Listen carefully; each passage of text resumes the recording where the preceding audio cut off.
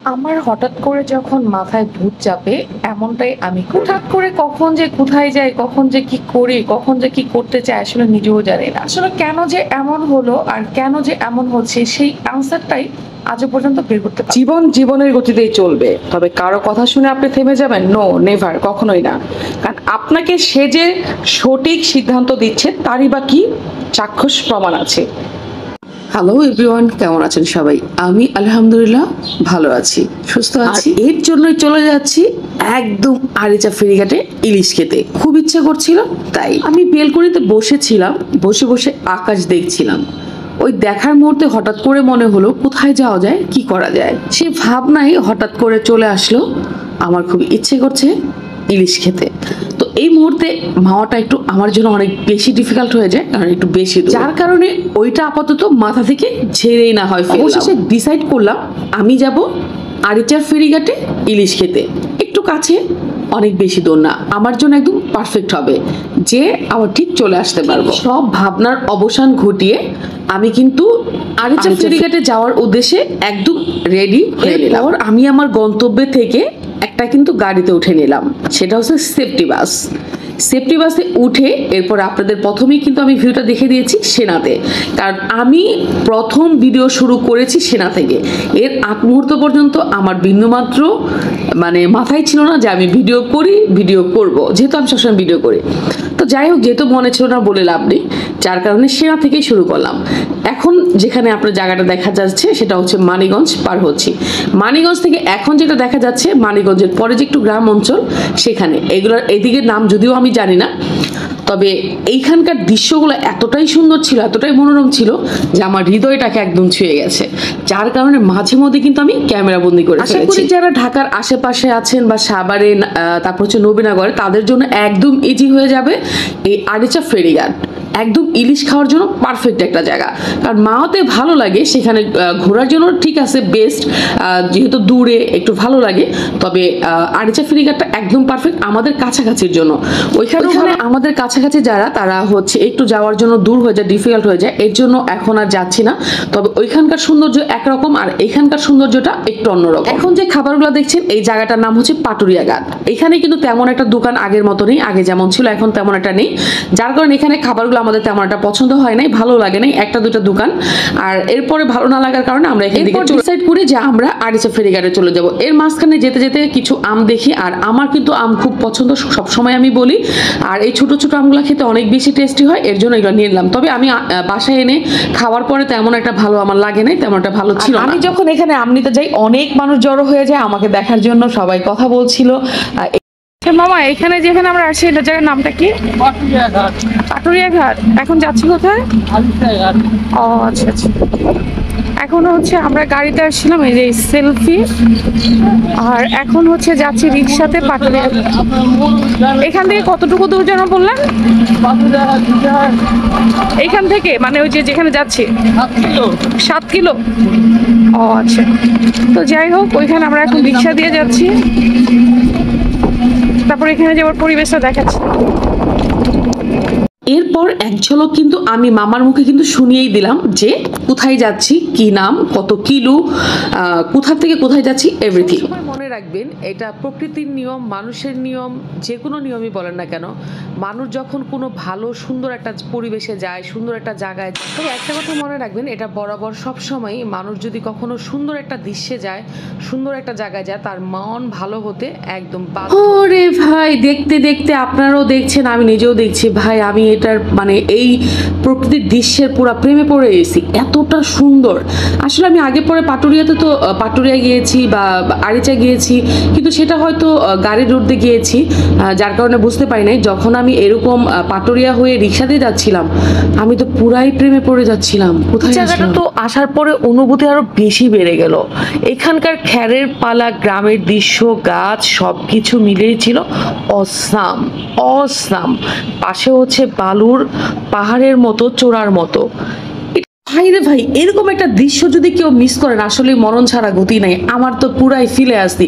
এই মুহূর্তে যদি আমার কাছের একটা খুব বেশি একটা ভালো লাগার মতো মানুষ থাকতো, আমি তো নিজের পুরাই ধন্য মনে করতাম। এইরকম একটা সিচুয়েশনে যে ভালো লাগার মতো মানে একটা মানে কি বলবো, লাভ ম্যান লাভ। সরকারি আচ্ছা যান যান।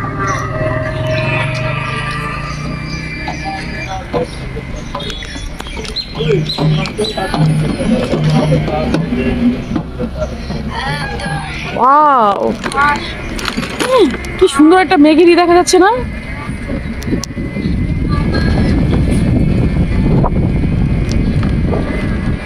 এটার নদীর নাম কি? পদ্মা নদী।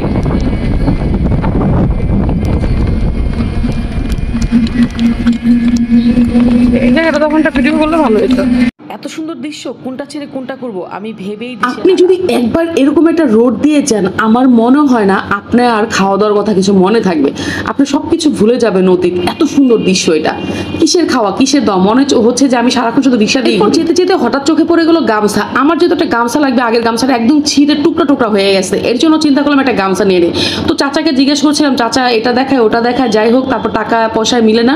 তারপর আমরা চলে যাচ্ছিলাম যে কাকার হচ্ছে না মনে হয়, তবে আমার টার্গেট কিন্তু মনে মনে ছিল তুমি যেখানেই যাও আমি লাস্ট পর্যন্ত তোমাকে নেবো, কিন্তু লাস্ট পর্যন্ত যতটুকু কমানো যায়, কে না চায় তার একটু টাকা না বাঁচাতে। তো আমিও চাচ্ছিলাম একটু টাকা বাঁচাতে, যতটুকু কমে নেওয়া যায়। তো অবশেষে কিন্তু এটা কিন্তু 120 টাকায় নিয়েছি। উনি লাস্ট আমাকে 120 টাকায় বলেছিল, আর আমি 100 টাকা বলেছিলাম প্রথম, তারপরে 110 টাকা বলি, তারপরে কিন্তু একসময় কিন্তু নিয়ে। এরপর যেতে যেতে কিন্তু আবার আমার পাখা পছন্দ হয়ে গেলো, তবে পাখার ভিডিওটা করতে মনে নেই। পাখাটা যেহেতু আমার খুব বেশি দরকার, তালের পাখা একটু ঠান্ডা হয় বাতাসটা, তো চিন্তা করলাম বাসায় আমার যেহেতু চার্জার ফ্যান আছে, তবে আরেকটা রুমের জন্য কোনো গেস্ট আসলে একদম গরমে অবস্থা খারাপ হয়ে যায়। আগেও একটা পাখা নিয়েছি নবীনগর থেকে, তো ভাবলাম যে একটা পাখা নিয়ে নিই, তো 30 টাকা দিয়ে একটা তালের পাখা নিয়ে নিলাম। এরপর সবকিছু নেওয়ানির অবসান ঘটিয়ে চলে আসলাম কিন্তু একদম একদম একদম কোথায় বলেন তো, আরিচা ফেরিঘাটে। এইখানে কিন্তু বেশ খাবার দাবার আছে, কয়েকটা দোকানও আছে, তবে সব দোকান আমরা যাই নাই। কয়েকটা দোকানে আমরা ভিজিট করেছি, সবকিছু মিলে এতটা ভালো লাগে নাই। তবে লাস্ট মুহূর্তে এই দোকানের খাবারগুলো দেখে মনে হলো যে ভালো হবে। এটা সত্যি, আমরা তো আর জানবো না কোন দোকানের খাবার একেবারেই অনেক বেশি ভালো একেবারেই অনেক খারাপ, সেটা আর বুঝবো না। তবে চোখের দেখায় যতটুকু ভালো লাগে সেখানেই আমরা যাই, এটাই স্বাভাবিক। তবে তারপরে হচ্ছে সবকিছু দেখে দেখে আমরা অর্ডার করলাম। এদিকে আমি হাতটা ধুয়ে বসে গেলাম, একটু রং ঢঙও করছিলাম, একটু ভিডিও করছিলাম আপনাদের দেখার জন্য। আমার ভাব দেখে কেউ কিছু বুঝতে পারছেন? আমার মনে হচ্ছে কোথায় যেন হারিয়ে গিয়েছি। পানির বোতল খুলতে খুলতে কোথায় যেন হারিয়ে গিয়েছি নিজের অজান্তেই। কেমন যেন মনে হচ্ছিল, তাই না? এমনটাই মনে হচ্ছিল। দেখি না না, আমি আমার ঠিক জায়গাতেই আছি। আসলে একটু ভুলবশত এরকম হয়ে যায়, মনে হয় মনের অজান্তে কখন যেন কোথায় হারিয়ে যাই, এমনটাই মনে হয়। মনের অজান্তে যেখানেই হারাই না কেন, বেলা শেষে কিন্তু মনটাকে জায়গা মতোই আনতে হয়, স্থির করতে হয়, এটাই স্বাভাবিক। বাস্তবে লাইভেও যেমন একটা স্বপ্নের মধ্যেও একটা বাস্তবতা আছে, যেমন আমরা স্বপ্নে বাস্তবেও যে যাই করি না কেন ঠিক সময় মতো আমাদের গন্তব্যেই পৌঁছাতে হয়, জায়গা মতো পৌঁছাতে হয়। বাস্তব জীবনেও যেমন আপনার শুরু আছে তার শেষও আছে, আবার স্বপ্নের মধ্যেও ঠিক আপনি যেখানেই হারান না কেন, স্বপ্নে যেখানেই যান না কেন, ঘুম ভাঙলে কিন্তু সেই আপনি কিন্তু আবার বাস্তব জীবনে একটু কথা বলে নিই। তো খাবারগুলো কিন্তু অনেক বেশি টেস্ট ছিল, আমার খুব ভালো লেগেছে। তবে আমি আসলে চাইলে আরো কিছু নিতে পারতাম, তবে আমার ইচ্ছা করছে না, গুঁড়া মাছটা দেখে ভালো লাগছিল। তবে এখানে যেহেতু ইলিশ খেতে এসেছি, তো ইলিশের যে একটা ফ্লেভার মুখে লেগে থাকবে, সেটার মধ্যে যদি আরেকটা খাবার আমি ঢুকিয়ে দিই, সেই খাবারটা কখনোই ভালো লাগবে না, এটা আপনারা ভালো করে জানেন। তো আমি ইলিশের ফ্লেভারটা নষ্ট করতে চাই না, এর জন্য চিন্তা করলাম অন্য কিচ্ছু নিব না, শুধু ইলিশ ভাজা দিয়েই খাবো। প্রয়োজনে আরেকটা ইলিশ নিব, কিন্তু ইলিশ ভাজার বাইরে কিছু হবে না, হবে না, হবে না। এরপর খাওয়া দাওয়া শেষ করে আস্তে আস্তে ভাব নিয়ে নেমে গেলাম নিচে। নিচে নেমে এই আসছে দৃশ্যে, ভাই রে ভাই, এই জায়গার দৃশ্যে আসলে আপনি তো পাগল হবেন, আপনার সঙ্গে যে থাকবে সেও পাগল হয়ে যাবে। ভাই আবার পাগল হইয়া পাগলা গাড়িতে যাওয়ার দরকার নেই, এরকম কোনো পাগল হওয়ার দরকার নেই। এমন পাগল হন যে প্রকৃতির প্রেমে পাগল হন, কিন্তু অন্য কোনো পাগল হয়ে কোনো লাভ নেই। তো দৃশ্যটা দেখেন, এতটা সুন্দর ছিল। আরে এর জন্যই তো চলে আসছি, অনেক দিন ধরে এরকম একটা ফিল নিতে ইচ্ছে করছিল যে পুকুরের সামনে। ও সরি সরি সরি, এটা তো পুকুর না, আমি আসলে মাঝে মধ্যে ভুলে যাই, বললাম না কখন যে কি বলি নিজেও জানি না। এটা তো একটা নদী। ও মাই গড, আমি আসলে কোথায় আছি?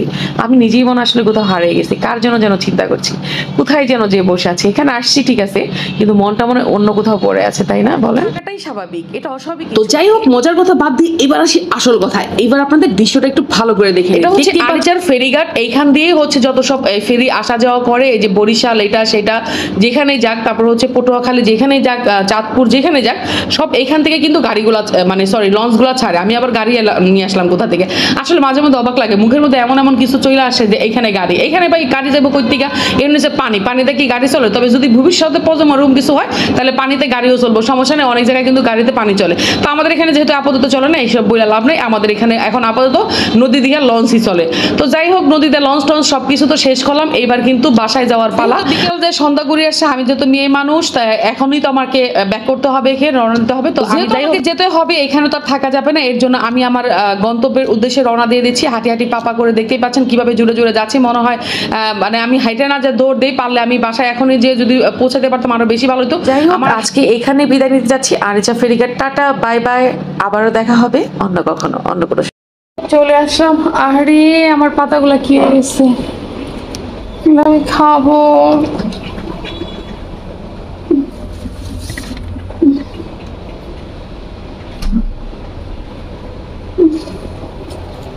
তো গামছা নিয়ে এসছে, আমার গামছাটা খুবই ইম্পর্টেন্ট ছিল, গামছাই ছিল না। গামছাটা আমার ছিঁড়ে কোথায় যেন একদম নষ্ট হয়ে গেছে, রাস্তায় পেলাম, নিয়ে আসলাম। এই তো ঘরে কারেন্ট চলে গেলে একটা পাখা এটা ছিল, আর এটা কিনে নিয়ে আসলাম।